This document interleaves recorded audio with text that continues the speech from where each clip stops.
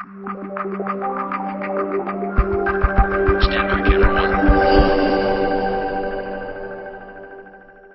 Roll camera. Hello, this is Franklin Mayfield, and welcome to this edition of onlybelievetv News. Massachusetts moves to define marriage for the nation. Over 95 years, Massachusetts has declined to provide marriage license to couples who can't legally wed in their home states, which include most same-sex couples. Now, like that 1913 law, which was upheld by the state's highest court just 2 years ago, will be repealed, pushing gay marriage on the whole entire nation. The state Senate voted July 15th to repeal the law. The House expected to vote soon. Governor Deval Patrick has indicated that he will sign the legislation. The Massachusetts Senate has no right to infringe on the internal issues of how other states define marriage, but that's exactly what they voted to do. Chris Menu, president of Massachusetts Family Institute, told the Associated Press, in their push to export same-sex marriage, Patrick and Democrats are calling the 1913 law racist. Pro-family state senators have received threats of being labeled racist if they express support for the law. Manu said he knows the real motive behind the repeal effort.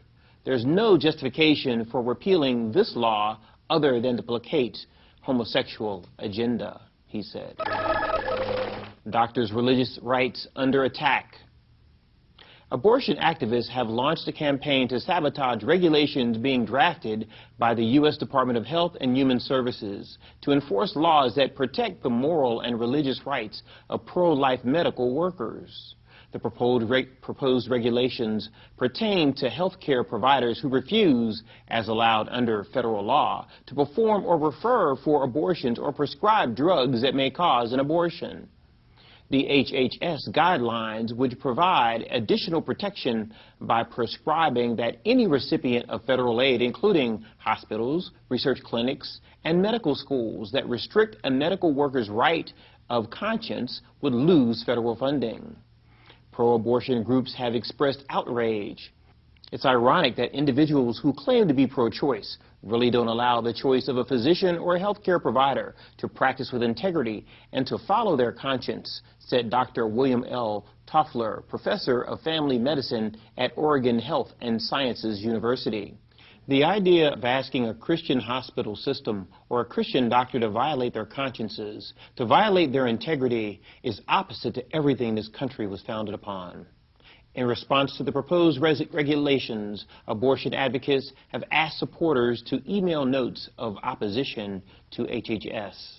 Liberal members of Congress have also sent letters to President Bush urging him to oppose the regulations. Kerry Gordon-Errol, senior bioethics analyst for Focus on the Family Action, said the regulations are crucial in the fight to protect life. Religious liberty and freedom of conscience are under attack, and nowhere is it more evident than in the areas of medicine and health care, she said. Federal safeguards increase the likelihood that pro-life hospitals and physicians will continue to be available as patients. Dobson reevaluates McCain. On July 21st, Focus on the Family radio broadcast, conservative Christian leader James Dobson said he may endorse Senator John McCain for the upcoming election, despite having said in 2007 that he could not support McCain under any circumstances. The change of heart came as a surprise to many, including Dobson himself. I never thought I would hear myself saying this, he said. While I am not endorsing Senator John McCain, the possibility is there that I might. The broadcast also featured Albert Mohler, president of Southern Baptist Theological Seminary, and himself a prominent evangelical leader. Mohler and Dobson discussed the differences between the candidates and concluded that neither one fully represented their views. However, Dobson said that McCain is certainly closer to them than Senator Obama by a wide margin. Barack Obama contradicts and threatens everything I believe about the institution of the family and what is best for the nation, Dobson said. His radical positions on life, marriage, and national security forced me to reevaluate the candidacy of our only other choice, John McCain. Moyler agreed. He said Obama is a very attractive candidate. but I did not believe that Obama would bring the kind of change America presently understands. I would want to vote for him, he said, but the closer I look at his positions, the more alarmed I become. In the past, Dobson has been critical of McCain, stating that he could not vote for McCain in good conscience because of his position on embryonic stem cell research and his opposition to banning gay marriage. However, McCain's record against abortion rights and his support of small government have earned him a few points in favor with Dr. Dobson. I have not endorsed him, Dobson said, but I have concluded for the first time that I might. If that is a flip-flop, then so be it. Dobson's endorsement, if given, has the potential to significantly impact the way many conservative evangelical Christians will vote this November. Arizona marriage amendment headed to ballot. Arizona voters will get another chance to define marriage in November, thanks to a 16-4 state Senate vote July 11th. 2 years ago, a more complex marriage protection amendment failed at the polls by 2 percentage points. This year's amendment states that only a union of one man and one woman shall be valid or recognized as a marriage in this state. Peter Gentala, general counsel for the Center for Arizona Policy Action, called the victory tremendous news for Arizona residents and their children. We know that when a child doesn't have mom or dad in their lives, it puts them at risk, he said. In Arizona, the voters are going to have a chance to decide to reaffirm a law that's fundamentally about the protection of children and about passing on strength and stability to the next generation. Polls show 65% of Arizonians support traditional marriage. California homeschoolers applaud decision.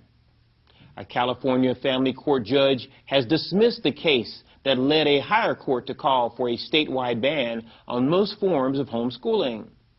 Homeschool advocates are hopeful the decision will influence the 2nd District Court of Appeals, which ruled February 28 that California parents without teaching credentials cannot homeschool their children. Brad Dacus, president of Pacific Justice Institute, said the appellate court is expected to decide in the next few weeks whether to drop its earlier ruling. If that were to happen, we would be back to square one, as if this whole mess had never taken place, at least legally speaking, because there would be absolutely no precedent on the books, he said.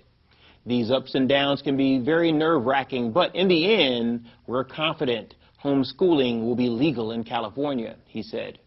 People should be praying for this matter, praying for the appellate court. California High Court says marriage amendment stays on the ballot. The California Supreme Court ruled in July that voters will get to decide how marriage is defined in the state, rejecting a bid by gay activists to remove a marriage protection amendment from the November ballot.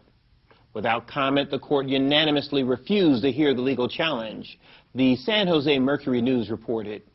The activists, including American Civil Liberties Union, argued the ballot measure was legally flawed. We're pleased the court did not silence the people's voice this November as well, said Brian Ron, senior legal counsel for the Alliance Defense Fund. The opponents of marriage have proven that they are willing to use any means necessary to impose their will. Scripture for this edition of Only Believe, Isaiah, 2nd chapter and 7th verse.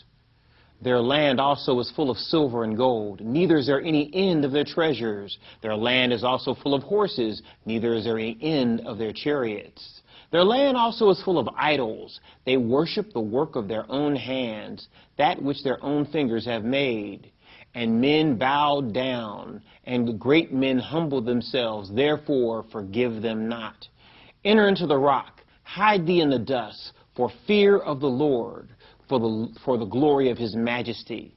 The lofty looks of man shall be humbled, the haughtiness of man shall be bowed down, and the Lord alone shall be exalted in that day. For the day of the Lord of hosts shall be upon every one that is proud and lofty, upon every one that is lifted up, and he shall be brought low. That's a wrap.